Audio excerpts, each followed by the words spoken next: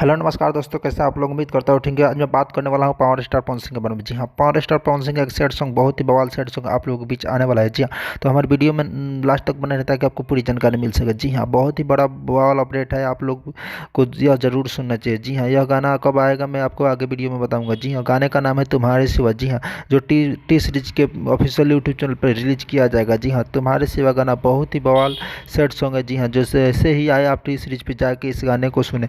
जी हाँ, यह गाना रिलीज 7 अप्रैल को किया जाएगा। जी हाँ, यह गाना कल यानी 7 अप्रैल को रिलीज किया जाएगा। जी हाँ, बहुत ही बवाल सॉन्ग है, जिसके सिंगर है पवन सिंह एंड खुशबू जैन। जी हाँ, खुशबू जैन और पवन सिंह का जैसे कि आप लोग जानते हैं कि बवाल सॉन्ग आते रहते हैं। जी हाँ, तो आप लोग ये जैसे ही गाना है आप लोग जाएँ और टी सीरीज पे पवन सिंह को प्यार दुलार दें। जी हाँ, जैसे कि आप लोग पावर स्टार पवन सिंह को पावर स्टार आप लोग ने ही बनाया है, वैसे ही इस गाने को भी प्यार दुलार दें और गाने को ट्रेंड कराए क्या।